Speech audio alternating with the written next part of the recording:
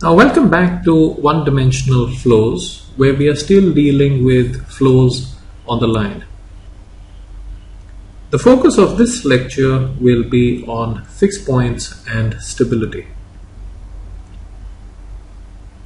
Now the geometric way of thinking can readily be applied to any one-dimensional system. X dot is equal to f of x. Now essentially we just need to draw the graph of f of x and sketch the vector field on the real line. So just as an example, x dot versus x, and you plot any arbitrary function f of x, where we highlight the fixed points of the system and draw the direction of the flows. Now what we do is you place an imaginary particle, which is called a phase point, at x naught and see how it is actually carried by the flow. Now as time moves on, the phase point moves along the x-axis according to some function x of t. Now this function is called the trajectory based at x naught and represents the solution of the ordinary differential equation starting from the initial condition x naught. The above picture, which shows all the qualitatively different trajectories of the system, is called a phase portrait. The fixed points x star defined by f of x star is equal to 0 correspond to stagnation points of the flow. The solid dot is a stable fixed point and the local flow is towards this stable fixed point. The open dot is an unstable fixed point and the local flow is away from it. In terms of the ordinary differential equation, fixed points represent equilibrium solutions. If initially x is equal to x star, then x of t is equal to x star for all t. And equilibrium is stable if all sufficiently small disturbances away from it actually damp out in time. Unstable equilibria, in which disturbances grow in time, are represented by unstable fixed points. Now let's consider some examples. We've talked about some theory and let's look at some examples now. So find the fixed points for x dot is equal to x squared minus 1 and classify the stability of those fixed points. So x dot is equal to f of x, which is equal to x squared minus 1, which is equal to x minus 1 times x plus 1. So to find all the fixed points, we set f of x star is equal to 0 and solve for x star. This gives x star is equal to plus 1 and minus 1. The algebra is straightforward. Now we need to determine if these fixed points are actually stable or unstable. So we have to plot x squared minus 1 and sketch the resulting vector field. So we go ahead and plot x dot versus x and make a plot of f of x is equal to x squared minus 1. Highlight the direction of the flows and highlight the fixed points.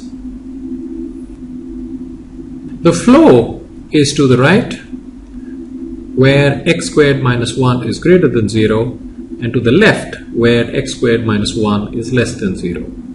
Thus x star is equal to minus 1 is a stable fixed point, and x star is equal to 1 is an unstable fixed point. Now we go ahead and highlight the stable fixed point and the unstable fixed point in the diagram. Now here's a question for you. Can you actually find an explicit analytical solution to the above ordinary differential equation? Now note that we have been able to classify the stability of the fixed points without actually knowing the analytical solution. But do go ahead and try and see if you can find an explicit analytical solution to the above ODE. Now here are some notes. The definition of stable equilibrium is actually based on the notion of small disturbances. So small disturbances to x star is equal to minus 1 will actually decay. A large disturbance where x finds itself to the right of x is equal to 1 will actually not decay. In fact, the phase point will get repelled towards plus infinity. To get this point across, x star is equal to minus 1 is locally stable but not globally stable, in the sense that we will not have convergence from any arbitrary initial condition. Now let's consider another example. Consider the equation x dot is equal to x minus cos x. Sketch the phase portrait and determine the stability of the fixed points. Now let's plot y is equal to x and y is equal to cos x. Now that's a curve for y is equal to x, and that's a simple-minded curve for y is equal to cos x. Now note that they intersect only at one point. The intersection is a fixed point since x star is equal to cos x star, and therefore f of x star is equal to 0. When the line is above the cosine curve, then x is greater than cos x and x dot is greater than 0, and so the flow is to the right. When the line is below the cosine curve, then x dot is less than 0 and the flow is to the left. Now we go ahead and actually identify the fixed point x star.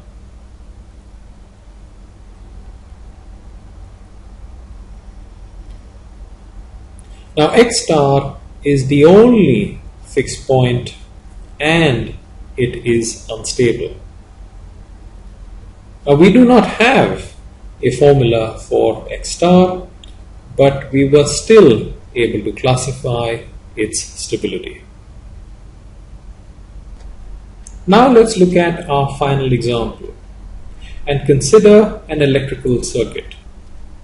So let's go ahead and actually make a diagram of our electrical circuit.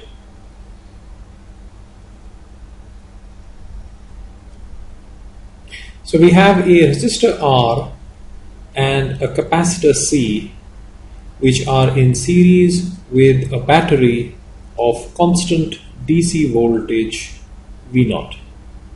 Now suppose that the switch is closed at t is equal to 0 and that there is no charge initially on the capacitor. Let Q sub t denote the charge on the capacitor at t greater than or equal to 0. Then let us try and understand some aspects of this particular system. Now, this type of circuit is actually governed by linear differential equations and can actually be solved analytically. However, we work with a geometric approach to try and get some intuition about the above circuit. So now if you go around the circuit, the total voltage drop must equal 0, which gives us minus V naught plus Ri plus Q divided by C is equal to 0, where I is the current flowing through the resistor. The current causes the charge to accumulate on the capacitor at a rate Q dot is equal to I. This gives us minus V naught plus R Q dot plus Q divided by C is equal to 0. Rewriting this, we get Q dot is equal to F as a function of Q is equal to V naught divided by R minus Q divided by RC. Now the graph of F of Q is just a straight line with a negative slope. Now that's the plot of Q dot versus Q, and we plot F of Q on this plot.